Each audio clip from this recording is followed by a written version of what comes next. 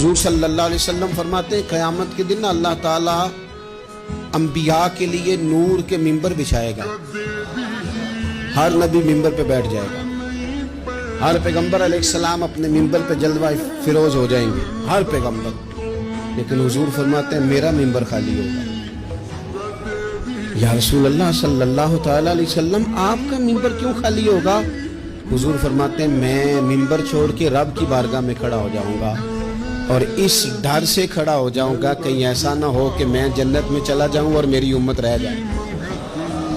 میں اپنی امت کی سفارش کروں گا، رب میری امت کی سفارش قبول کرے گا. فرماتے ہیں میں اتنی سفارش کروں گا کہ جہنم کا دروغہ مجھ سے کہے گا کہ محبوب کمال ہو گئی، آپ نے تو اپنا کوئی غلام دوزخ میں رہنے نہیں دیا.